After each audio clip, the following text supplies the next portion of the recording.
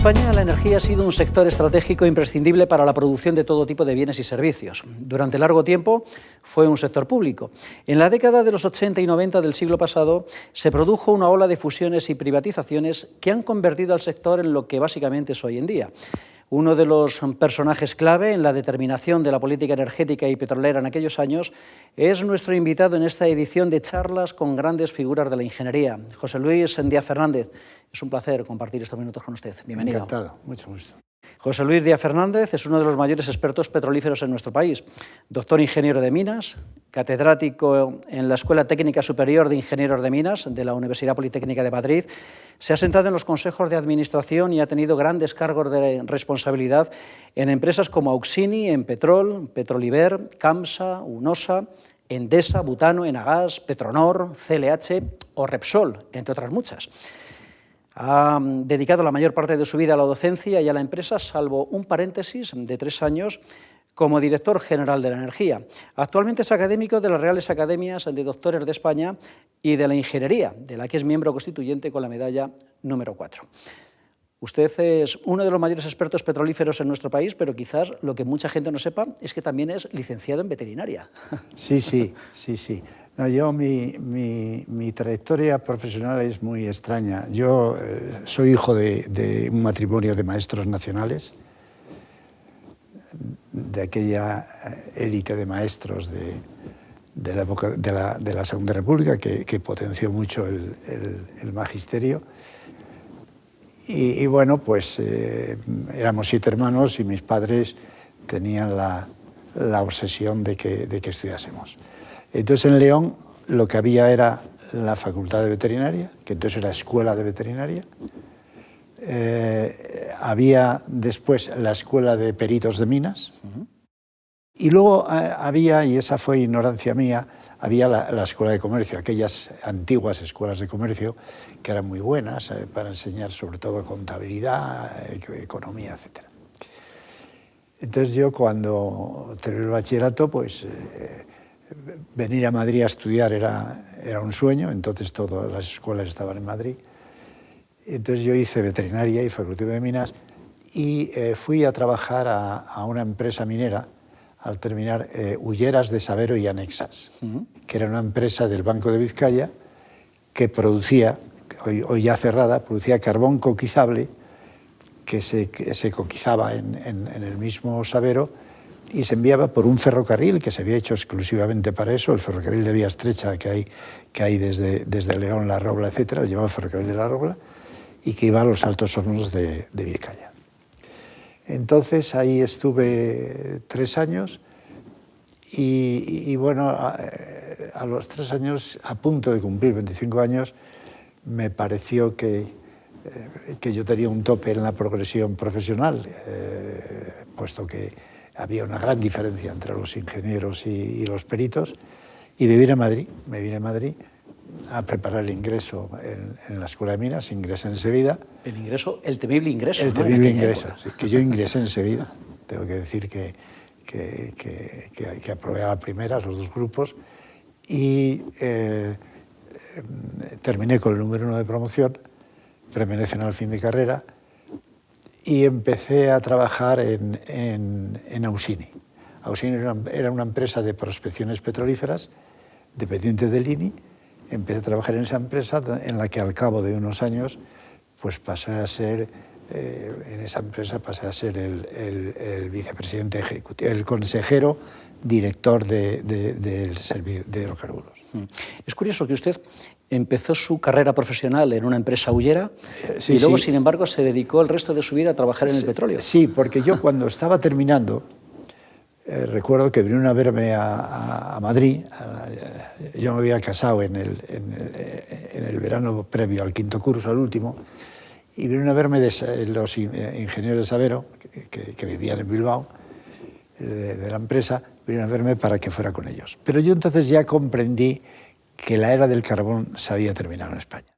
¿Y por qué tuvo usted ese pálpito? Pues porque el carbón es muy caro de extraer.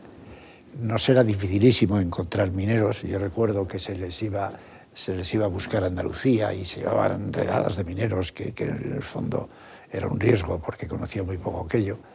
Y yo me di cuenta de que, salvo que la mina fuera de grandes rendimientos, como son las minas americanas, que son capas horizontales enormes, donde todo está mecanizado, pues aquello económicamente no era viable. Y efectivamente no me equivoqué. Y entonces empecé a trabajar en Ausini, donde estuve buscando petróleo sin ningún éxito durante tiempo. Y ya digo que en esa empresa, bueno, al cabo de unos años me nombraron consejero director, y luego después, cuando era ministro López de Letona, pues me propuso ser director general de la energía, que yo no tenía ni idea de cómo funcionaba la administración. Y ahí estuve 3 años. 3 años, no quise seguir más tiempo, con varios ministros, porque todos los ministros cambiaban mucho, pero yo estaba decidido a volver a la empresa, y entonces me incorporé como vicepresidente ejecutivo y después presidente de lo que era Enpetrol. En Petrol era una empresa que tenía las 3 refinerías en España. Era la refinería, Petrol quiere decir Empresa Nacional del Petróleo, que tenía la refinería de Puerto Llano, lo que habían sido las antiguas pizarras bituminosas, que luego fue una refinería. La refinería de Cartagena, que fue la primera que hubo en España, la de Escombreras, y la refinería de Tarragona. Y después también, simultáneamente también, después pasé a ser presidente de estas 3 refinerías y también de Petroliber, que está en Bilbao, como paso previo a la fusión. Entonces, bueno, pues ahí estuve 10 años, y al cabo de 10 años me nombraron presidente de CANSA. CANSA era el monopolio de petróleos y fueron años complicados, porque el ingreso de España en la Unión Económica Europea obligaba a hacer desaparecer los monopolios. ¿Y cómo fue el salto de la empresa a la administración, ese nombramiento como director general de energía? Pues porque claro, yo estaba en una empresa que dependía del INI, y el presidente del INI era Claudio Boada, que se llevaba muy bien con el ministro de Industria, que era López de Letona. Entonces López de Letona, que era ingeniero de caminos, tenía de director general de energía otro ingeniero de caminos, pues con el que probablemente no se ajustaba a las necesidades del país, porque era un hombre proveniente del sector eléctrico. Y en el fondo el problema no era el sector eléctrico, el problema que ya se veía venir era el petróleo. Las crisis petrolíferas del año 73 a 81 fueron terribles. Aquí llegamos a tener petróleo para 10 días en España. Y entonces, pues un día me dice Boada, mira, que el ministro quiere preguntarte sobre el trabajo que tú estás haciendo sobre la reorganización de la industria de fertilizantes en España. Había fábrica de fertilizantes en Avilés, había otra en Cartagena y había otra no sé dónde. Y entonces, bueno, yo había hecho un trabajo de cómo integrar esas empresas para que la economía de escala jugase. Y entonces me llamó el ministro, fui a su despacho, yo no había visto jamás a un ministro en la vida, y bueno, nos sentamos, me estuvo haciendo preguntas sobre el carbón, sobre el petróleo, y yo volví al INI, fui al despacho de Boada y le dije, mira, Claudio, que yo he estado, pero no me he preguntado nada de fertilizantes. Y me dice, no, José Luis, quería ver qué pinta tenías antes de decidir si te proponía o no ser director general de la energía.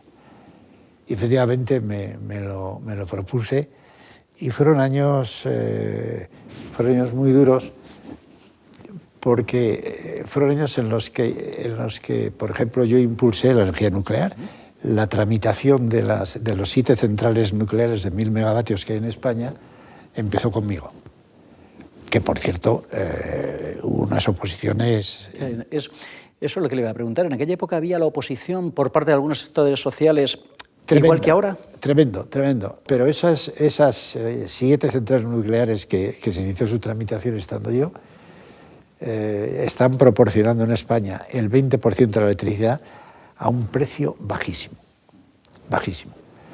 Es verdad que se plantea el problema de qué se hará con los residuos radioactivos, que contienen todavía mucho material fisionable, pero para ver cómo las cosas habían cambiado, cuando se estaba estudiando lo que se llamaba un lugar para el almacenamiento temporal de los residuos hasta que hubiera una tecnología que permitiera su tratamiento, pues en Ascó pidieron que se instalase allí. ¿Por qué? Porque claro, aquí a los centrales en Ascó cambiaron totalmente el nivel de vida de la gente, generaron mucho empleo y sobre todo con los impuestos hicieron que fuera un ayuntamiento riquísimo. ¿No volvió a tener noticias del párroco? Al contrario, querían, como digo, que se instalase allí el CTR. Aquellas centrales nucleares formaban parte del primer plan energético nacional, ¿no?, que usted impuso. Sí. Yo no se había hecho nunca un plan energético y entonces fue una de las cosas que me encomendó el ministro, que lo que había que hacer era prever el consumo de energía a 10 años vista y entonces hacer un programa que desarrollase aquellas energías que se estimaba que eran las idóneas en el futuro. Es decir, el abastecimiento energético de un país debe cumplir tres premisas.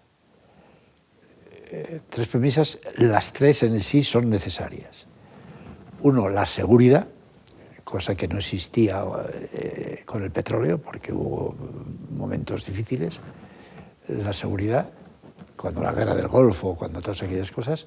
La seguridad, el coste, es decir, la energía fotovoltaica, pues está muy bien, es muy limpia, pero cuesta una fortuna. Es carísima, de manera que... y luego, de manera que el coste, el impacto ambiental y la seguridad y la energía fotovoltaica tampoco es segura, porque si no hay sol no hay fotovoltaica. Entonces, bueno, se hizo aquel plan estratégico que fue muy criticado, pero que yo creo que fue acertado. Y luego, años después, a finales del siglo pasado, recuerdo que el que era secretario general de la Energía, entonces, se le ocurrió aquella idea genial de que no era necesario planificar, que el sector por sí solo se autorregulaba y se desarrollaba en el sentido idóneo. Claro, ¿qué ocurrió? Aquello era una estupidez, porque un gobierno que gobierne lo que tiene que hacer es no obligar a invertir, pero dar incentivos. Por ejemplo, recuerdo que para la nuclear se daba como incentivos el acceso al crédito oficial en condiciones muy ventajosas. Bueno, pues se le facilitaba financiación en condiciones adecuadas, libertad de amortización, etc. Y eso hizo que se construyeran las 7 centrales que hay. También se incentivó el carbón. Lo que pasa es que desgraciadamente en España las minas de carbón, salvo Puentes de García Rodríguez, que eran unos linitos a cielo abierto, y que aquello era como extraer tierra, pero las minas subterráneas eran muy caras, como casi toda la minería europea, porque si nos miramos hoy en la producción de carbón en toda Europa, pues es muy baja, en cambio en Estados Unidos no. En Estados Unidos exportan carbón y en Sudamérica en algunos países también. Que yo sí recuerdo aquella época como una época muy dura. Por cierto, que yo tengo un libro de los sucesivos ministros que se titula Mis recuerdos del ministerio. Y uno de los que cuentan sus recuerdos es López de Letona, que me pone una dedicatoria. Dice: a José Luis Díaz Fernández, el mejor director general de energía que ha existido y que podrá nunca existir. Bueno, era una exageración, pero yo se lo agradecí. Y al cabo de los 3 años, usted vuelve a la empresa privada. Al cabo de los 3 años, yo vuelvo a lo que era público, que era en Petrol. Sí, no se había privatizado todavía. No se había privatizado. Ahí estuve, como digo, 10 años. Luego pasé a Cansa, donde estuve otros 10 años. Me tocó la tarea muy dura de adaptar la compañía a un monopolio que desaparecía. Claro, Cansa era un modelo de ineficiencia, porque como las empresas tenían que vender al monopolio, y el monopolio era el que vendía después los productos, pues la verdad que era una eficiencia absoluta. Recuerdo que tanto en su tecnología como en su plantilla, yo creo que había algo así como 10.000 trabajadores. Incluso recuerdo un vicepresidente del gobierno que cuando había ya problemas de paro decía: si Kansa no crea empleo, ¿quién lo va a crear? Pues no. Y entonces yo lo que sí hice con asesoramiento de una gran empresa de logística americana, elaboramos un plan que, a base de construir oleoductos que conectaban las instalaciones de carga de los productos para llevarlos al consumidor con las refinerías, a base de oleoductos y de automatización, por ejemplo, las instalaciones, lo que eran las factorías donde cargaban los camiones. Yo recuerdo, recién nombrado, yo fui a Sevilla, y en Sevilla había 300 y pico personas, una cosa terrible. Y eso lo modernizamos de tal manera que las factorías pasaron a funcionar sin nadie. Automatizada. Totalmente, es decir, no hacía falta más que la seguridad perimetral. Y entonces lo que ocurría era que cuando llegaba allí una cisterna, el conductor tenía una tarjeta que identificaba al conductor y otra que identificaba el camión.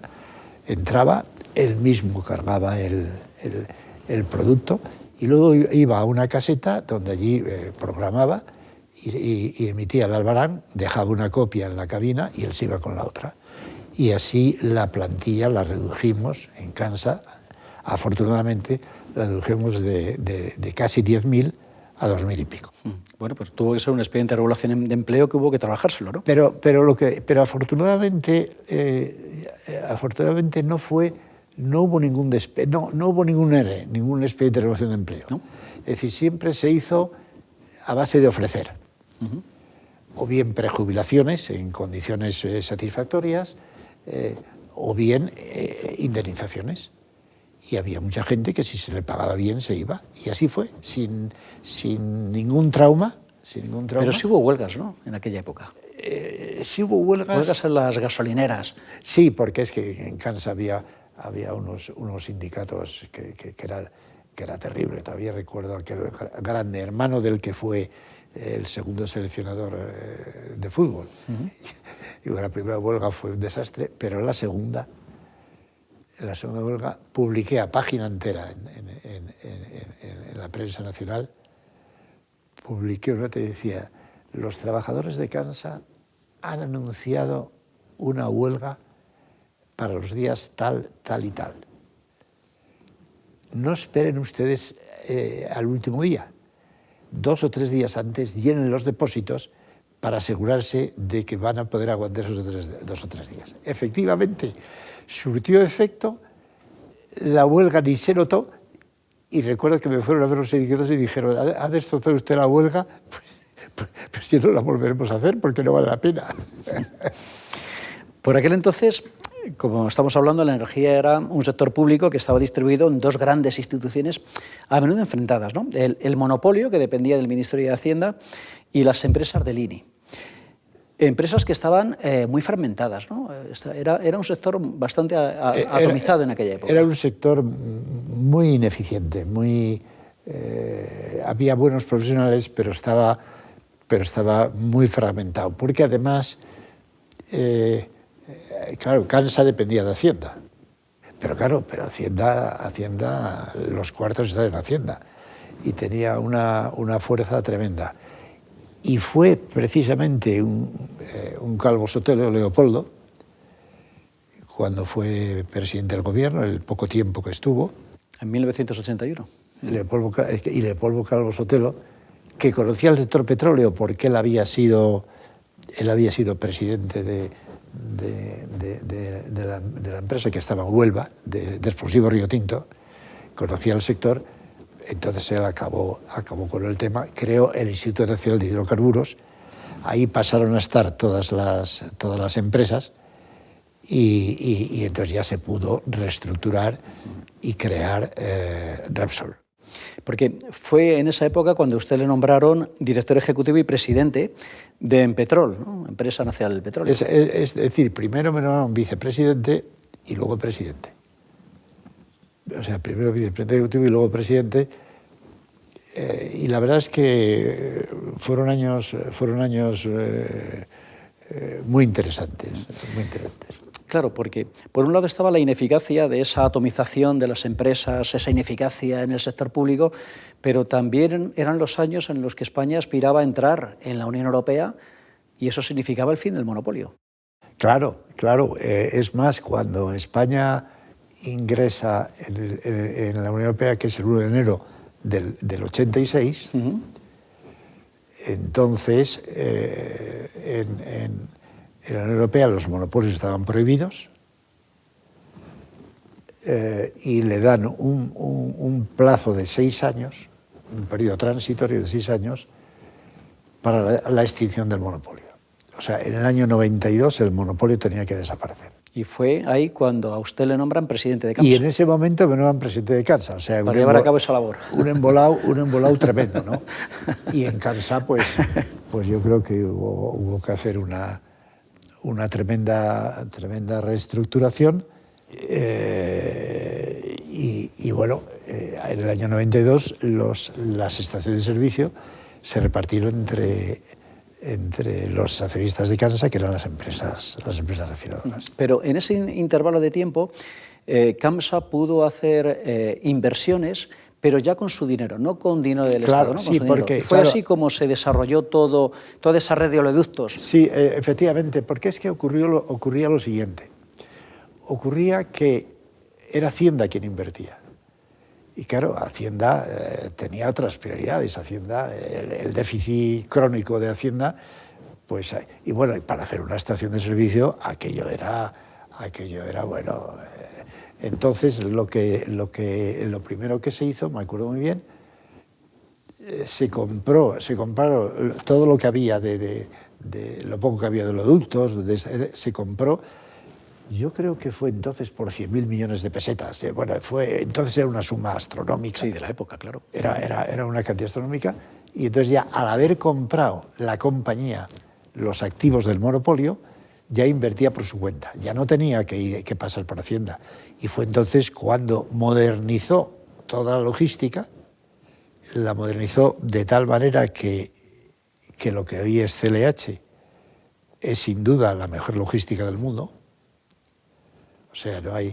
en Francia ya querrían tener una logística como la nuestra, pero como en Francia está muy fragmentado el sector, cada empresa tiene su logística. A veces se asocian varias para una factoría, pero aquí la gran ventaja es que se puede...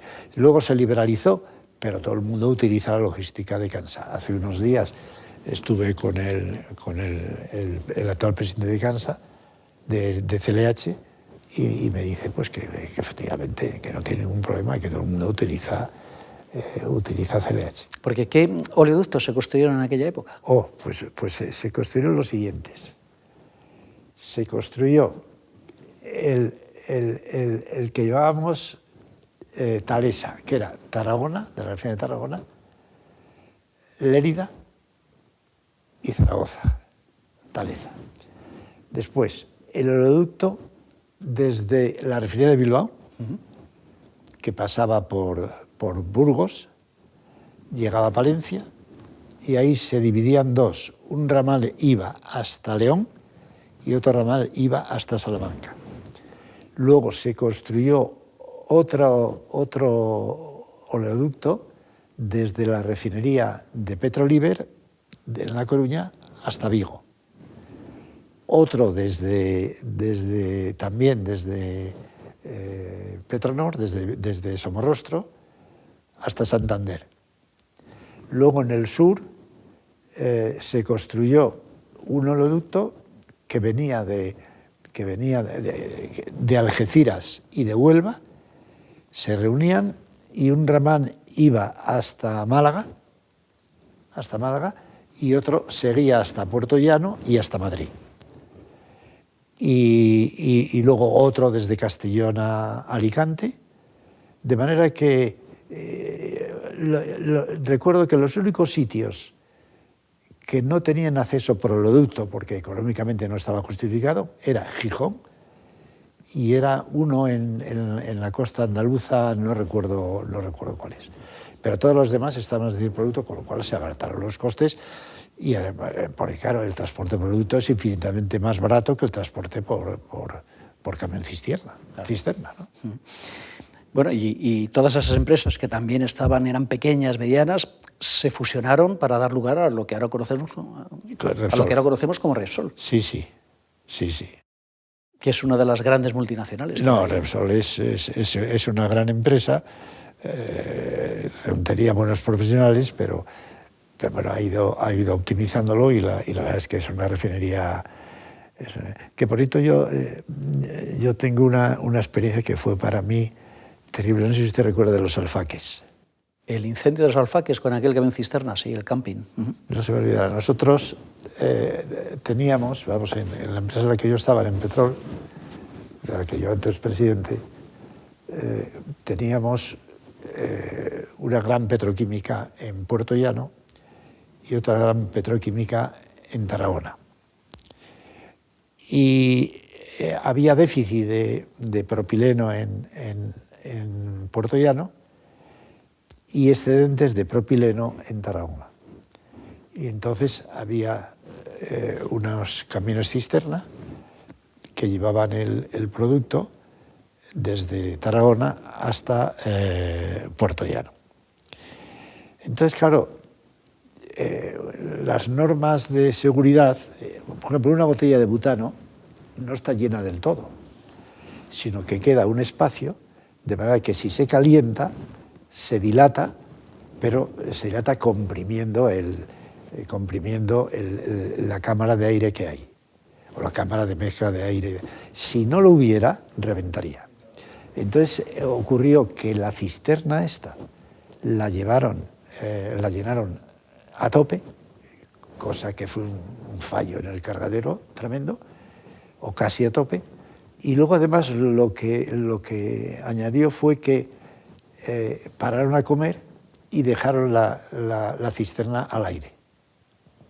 Entonces la mala suerte hace que cuando pasaban a la altura de los alfaques, reventó y aquello fue un chorro de fuego que murieron 300 y pico personas.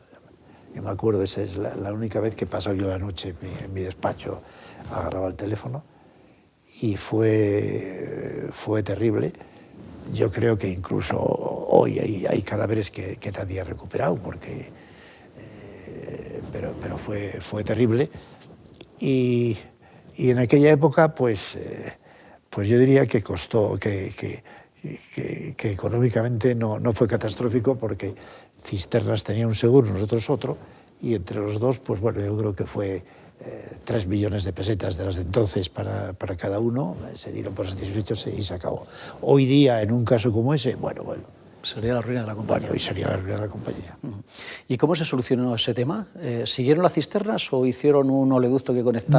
No siguieron, pero claro, no se cometió el disparate de llenar una cisterna por encima de... O sea, se tomaron precauciones para que no volviera a repetirse, y no volvió a repetirse. Finalmente, en 1992 se extinguió el monopolio de petróleos. CAMSA pasó a denominarse Compañía Logística de Hidrocarburos, como usted dice, y se pasó de ese monopolio al libre mercado. Hay quien critica que ese mercado no es tan libre, es decir, a la hora de echar gasolina en una estación de servicio y en otra, no existen grandes diferencias de precio. Es que es distinto lo que es la logística, que es TLH, de lo que es la estación de servicio. Lo que pasa es que sabe lo que ocurre aquí en España. Cuando CAMSA desaparece, vinieron todas las multinacionales. O sea, pensaron que era una oportunidad. Pero esas multinacionales se dieron cuenta pronto de que si no tenían una refinería, pues la verdad es que no valía la pena. Y se fueron. Pues se fue la Shell, se fueron todos, ¿no? Se fue Chevron, Texaco, todos ellos se fueron, ¿no? Yo todavía Todavía me acuerdo que cuando se marchó los de Chevron y Texaco, que eran nuestros socios, Caltes, yo era presidente, todavía recuerdo que nos vendieron su participación por una cifra ridícula, porque claro, ellos también se daban cuenta que era un poco una cobardía marcharse cuando pintaban bastos. Entonces, ¿qué ocurrió? Pues que las refinerías empezaron a construirlas, perdón, las estaciones de servicio a construirlas las refinerías, los que tenían productos petrolíferos. Y efectivamente, si nosotros viajamos, vemos que casi todas son de Repsol. En el norte hay algunas de Petronor,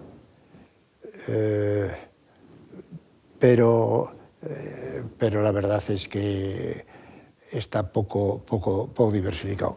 Por eso hubo una época en la que había precios máximos, pero hasta que ya se consideró que había suficiente. Porque es que era curioso.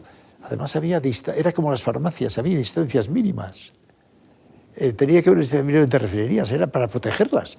¿Entre estaciones de servicio? Sí, entre estaciones de servicio. Del modo que en las farmacias no puede haber dos farmacias contiguas, sino que hay una distancia. Y que además todos los intentos que ha habido de cambiarlo, el poder de los colegios farmacéuticos ha sido tremendo y no se ha conseguido. Bueno, pues aquí fue lo mismo. Entonces, primero había unas distancias, luego las distancias se redujeron a la mitad y luego desaparecieron. Bueno, estamos hablando que en 6 años, desde el 86 hasta el 92, se suprimió el monopolio. ¿Fue quizás un proceso demasiado rápido? No, porque yo creo que el gobierno entonces lo hizo muy bien. Lo hizo muy bien porque podía haber dicho el primer día, desaparecer el monopolio y se acabó y hubiera sido la catástrofe. Pero no, el monopolio, porque las refinerías no tenían experiencia en la venta de productos, puesto que vendían al monopolio. Yo creo que se hizo muy bien, se hizo paulatinamente, y ya cuando en el año 92 se extingue el monopolio, pues ya las refinerías ya han aprendido a gestionar estaciones de servicio. Y yo creo que se hizo muy bien. Bueno, hemos estado hablando de su carrera profesional, pero una parte importante también estuvo dedicada a la docencia. Usted empezó en Oviedo. En Oviedo. Se había creado la escuela. En aquel entonces todas las escuelas de ingeniería estaban en Madrid, salvo industriales, que había una en Barcelona, otra en Bilbao y otra en Madrid. Pero todas las demás, caminos, aeronáuticos, minas, etcétera, estaban todas en Madrid. Y yo la verdad que yo desde mis padres, maestros los dos, yo tenía una devoción por la enseñanza. Y entonces, en el año 57, se convocó la cátedra de Física y Empleos de Física de la Escuela de Minas de Oviedo. Yo me presenté a las oposiciones, que fueron unas oposiciones durísimas. Yo recuerdo que el último periodo de las oposiciones yo dormía 2-3 horas, me pasaba toda la noche preparando temarios, etc. Y bueno, afortunadamente la saqué. Y entonces yo tenía que, pensando que iba a pedir la excedencia, porque mi trabajo estaba en Madrid.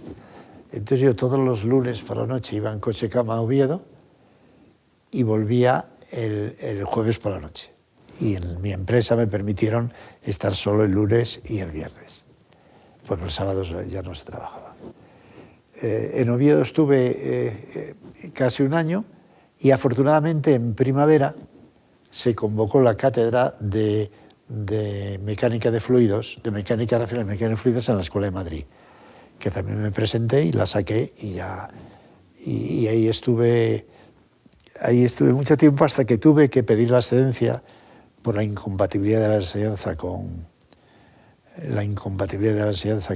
puestos en empresas públicas y volví cuando ya me jubilé y pasé a la presidencia de la fundación, pues volví a la Escuela de Minas, pero estuve solo unos meses porque me di cuenta de que la enseñanza no es... la habían destruido, es decir, con eso de Bolonia y con eso había desaparecido el ingreso. Después se hicieron un sucedáneo que era selectivo iniciación y luego después no había ningún tipo de ingreso, eran las notas de entrada. Y yo me di cuenta de que de que aquello no era ni sombra de lo que había sido en mi época, y ya lo dejé definitivamente. Usted en ese momento era presidente de la Fundación Repsol. De la Fundación Repsol. Fui presidente de la Fundación Repsol 8 años, que era el límite máximo que se podía ser, y fue cuando creamos el Instituto Superior de la Energía, en Móstoles. Y desde entonces su actividad académica se ha realizado a través de las Reales Academias. Eso es. De la de doctores y de la Academia de Ingeniería, y a través de las conferencias que usted ha impartido. En España, lamentablemente, no tenemos yacimientos de hidrocarburos. Bueno, teníamos el de Burgos, que se ha cerrado hace unos meses, y teníamos también los de Amposta. ¿Eran muy productivos estos yacimientos? Vamos a ver, el de Amposta era un yacimiento singular, porque eran lo que la gente cree que es un yacimiento de petróleo, que eran grandes cavernas. Entonces, ahí había un petróleo muy pesado, el agua era poco profunda, y recuerdo que teníamos un buque tanque que estaba anclado al lado del yacimiento, y que la producción se realizaba en el buque tanque, y luego iban otros buques, cargaban y lo llevaban a una refinería de asfaltos, Asesa, que estaba, y supongo que sigue estando, en Tarragona, Asesa. Luego después se encontró petróleo en Ayoluengo, pero desgraciadamente fue poquísimo petróleo. Yo creo que ha dejado de producir recientemente, pero producía unos pocos metros cúbicos de petróleo que se llevaban a la refinería de Bilbao. Y en cuanto al gas, nosotros hemos sido unos desgraciados en eso. Y usted lo buscó. Usted buscó el petróleo y buscó el gas, pero no lo encontró. El gas, sí. El gas, buscó en los Pirineos. Claro, el gas que se había encontrado, mucho gas en el LAC, en el norte, pues resultó que nosotros en el Pirineo español, pues recuerdo que se hizo un sondeo, se hicieron varios, pero se hizo uno que era Centenera, que encontró gas, pero nada, aquello fue como el gas de una gaseosa, que salió el poco gas que había y ahí se acabó. No, en eso hemos tenido. Y es que la formación de un yacimiento de petróleo es una cosa complicada. Es decir, porque primero tienen que producirse unos residuos vegetales, animales, etc. Después, esos residuos tienen que estar rodeados de una formación que sea porosa y permeable, es decir, que tenga poros, donde cuando madura eso y se transforma en petróleo y gas, pues que haya poros donde se almacene, y esos poros además estén comunicados entre sí para que pueda salir y sea permeable. Y luego después tiene que tener lo que se llama una cobertera, roca cobertera, que suelen ser arcillas, que impide que se vaya el gas. Pero nosotros, desgraciadamente, eso prácticamente se ha dado en muy pocos sitios y hemos sido muy, muy desafortunados. Bueno, lo que sí que tenemos en España es sol, y de vez en cuando también tenemos viento. ¿Las energías alternativas en nuestro país son competitivas? No. Yo creo que ya se ha impuesto la sensatez, pero yo recuerdo que tenían un extracoste sobre la electricidad convencional, la electricidad de las nucleares y de las térmicas, etc. Pues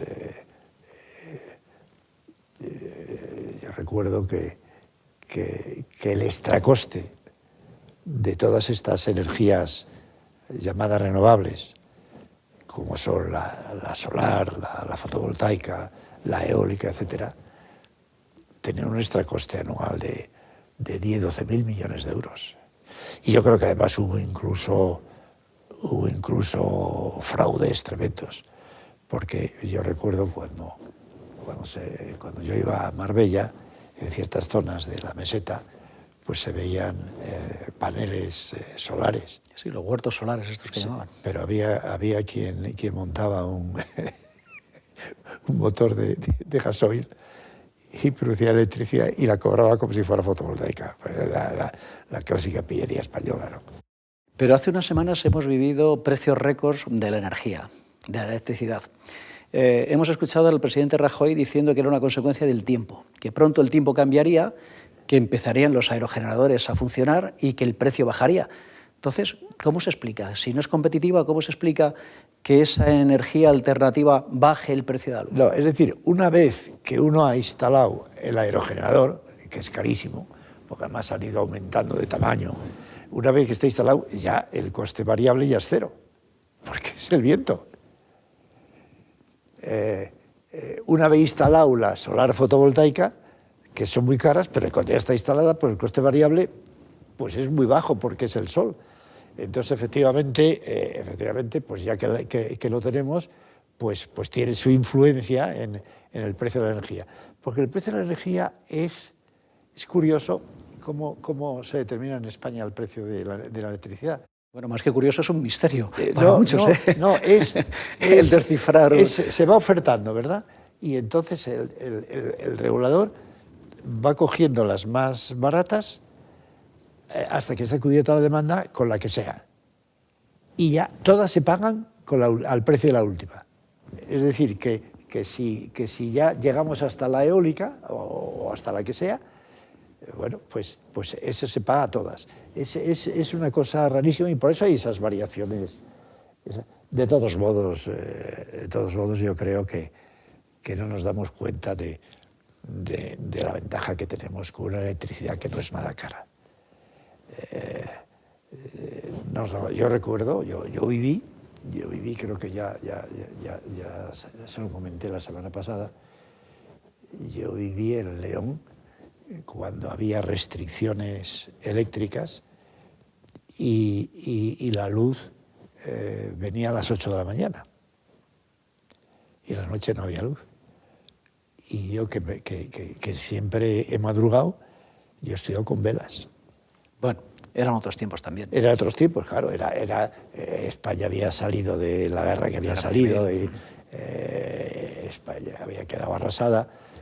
Fue cuando justamente Ausini montó una serie de centrales térmicas en Andalucía que tenían unos problemas de restricciones eléctricas tremendas, ¿no? Si la energía es un sector estratégico, que sigue siéndolo, ¿debería estar exclusivamente en manos privadas? ¿O hasta qué punto el Estado tiene que intervenir? Yo creo que es bueno que esté en manos privadas, pero con una regulación importante por parte de la Administración. Es decir, con una vigilancia de lo que se hace. Y también estando seguros de que hay competencia. Es decir, yo por ejemplo, pues en mi casa me dan la lata porque me llaman de Iberdrola o me llaman de Unión Fenosa o me llaman y en el gas igual, es decir, hay competencia. Sí, pero a la hora de la verdad no hay tanta diferencia en el coste del recibo, ¿eh? Pero le ofrecen descuentos. Hoy, por ejemplo, me han llamado de Gas Natural Fenosa. Yo tengo dos pisos en la Avenida de los Madroños alquilados y me llamó para ofrecerme descuentos del 15%. Y otras veces me ha llamado Iberdrola, es decir, que es que antes uno estaba atado a una empresa y estaba atado, pero es que ahora hay competencia. Por eso los monopolios no son buenos. Los monopolios son generadores de ineficiencia. Usted que ha trabajado en la universidad y en la empresa, ¿cómo ve la relación entre ambas? Pues muy poca relación, desgraciadamente. Yo creo que el único sitio donde hay muchas relaciones en el ICAI, en la universidad en las escuelas estas del ICAI de los jesuitas. Nosotros hemos creado la cátedra de Repsol en la Escuela de Minas, en la Escuela de Industriales, etc. Pero no hay mucha relación. Yo creo que hay una endogamia tremenda en la universidad. Ya las cátedras no es como en mi época, donde para sacar una cátedra había que pelearla. Ahora ya uno se reúne en un grupo de amiguetes y ya eres catedrático. Y yo creo que la universidad ya no está bien. ¿Y hay interés de las nuevas generaciones por el sector petrolífero o por el sector energético en general? Sí. Por eso en la escuela de minas ahora ya no es escuela de minas, es escuela de minas y energía, porque trata también todas las demás energías. Y se nota, hay una gran demanda de alumnos. Tienen un nivel de corte muy alto. ¿Y la Real Academia de Ingeniería podría ejercer algún papel a la hora de dinamizar esas relaciones? Debería, pero no hay muy poca relación. Hay alguna. Hoy he tenido una llamada de un académico, de Manolo Silva, que está en la Universidad de Zaragoza, y van a organizar en Logroño unas jornadas en las que va a ser un homenaje a los dos hermanos, Fausto y no sé qué, de Luillar, que habían desarrollado, sobre todo fue en México, cuando eran colonias y donde habían desarrollado mucho la... Y yo voy ahí a dar una charla, que tengo que empezar a documentarme, sobre las sucesivas leyes de minas. Porque es curioso la diferencia de la legislación minera. No sé si comenté antes la diferencia que hay entre la legislación minera, por ejemplo, americana y europea. No. En Estados Unidos, el propietario del suelo es propietario del subsuelo. Es decir, que el que tiene un terreno y ahí hay petróleo, pues le ha tocado la lotería. El petróleo para él. Porque es para él. Y aquí no, el subsuelo es propiedad del Estado. Y entonces uno tiene concesiones de permisos de investigación y concesiones de explotación, pero pagando cánones, etcétera, etcétera. De manera que es muy distinto. Pero desgraciadamente yo creo que en España tenemos poco que hacer. ¿Y cómo ve usted el futuro de la energía aquí en nuestro país? El gran desafío es la eficiencia energética. Bueno, pues yo creo que habría que estimular los coches híbridos, los coches eléctricos, habría que estimular la eficiencia energética. Cuando se pasó de la época autárquica a la liberación de la economía con López Rodó y todos aquellos, los López Prado, López Rodó, etc., que la economía en España crecía a tasas del 7-8%. Y el consumo de energía por encima de eso. De manera que en España es que cada 4 años hacía falta otra refinería. Y bueno, yo creo que en eso hemos mejorado mucho en el sentido de que el consumo de petróleo, por ejemplo, pues crece muy poco en España ahora ya. Frente a tasas de crecimiento elevadísimas que tenía, crece un poco, y crece un poco por la eficiencia energética. Porque el petróleo se va a acabar. Bueno, o sea, lógicamente el petróleo se va a acabar. Pero es un recurso finito. Pero no lo veremos nosotros. Sí, es un recurso finito, pero van apareciendo tecnologías. O sea, es verdad que llegará un momento en que el petróleo pues se acabará, ¿no?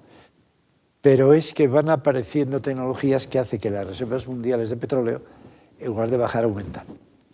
Yo que doy muchas charlas sobre esto, pues tengo mis boletines de estadísticos y es curioso, por ejemplo, Estados Unidos con el fracking.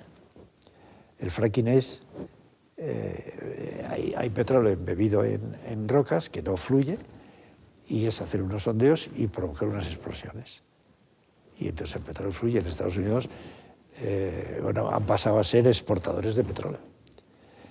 En España, como somos, a pesar de que yo personalmente estoy convencido de que en la provincia de Álava y en la provincia de Burgos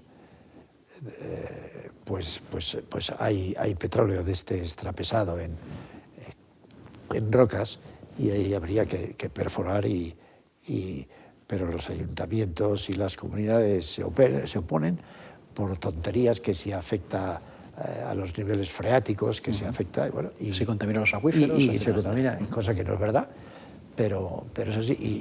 Y a pesar de que importamos el 100% del petróleo que consumimos, pues no, imposible hacer nada. Imposible hacer nada. Y entonces nuestro futuro pasa por importar petróleo. Y la mayor eficiencia. Y la mayor eficiencia. La mayor eficiencia, eso es importantísimo.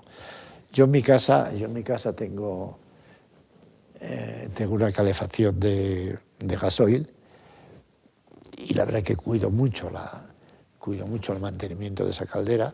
A mí todos los meses me vienen a revisar la caldera y bueno, es de una eficiencia tremenda. Bueno, pues vamos a quedarnos con ese mensaje. Don José Luis Díaz Fernández, uno de los mayores expertos petrolíferos en nuestro país, ha sido un placer haber mantenido esta conversación con usted. Pues muchas gracias, para mí ha sido también un placer. A mí me divierte muchísimo hablar de estos temas en los que he pasado toda mi vida, porque es que además cuando ya lo trato de comentar con mis hijos, a mis hijos no les interesa. Mis hijos se han orientado por la economía. Yo tengo una hija que está en la Universidad de Nueva York,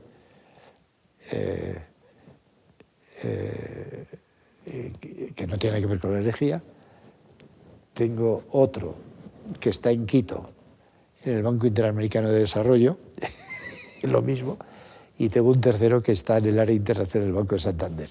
¿Ni siquiera ninguno veterinario? No, ninguno veterinario y ninguno ingeniero de minas. En cambio, mis sobrinos todos son ingenieros de minas. ¿Y pasaron por sus aulas o no? Y pasaron por mis aulas. Sí, mis sobrinos todos son ingenieros de minas. Tengo uno en Petrol, tengo otro en Puertollano, en la refinería, tengo otro en Gas, otro en gas natural, en fin. Don José Luis Díaz Fernández, muchísimas gracias. Vale, ha sido un placer para mí.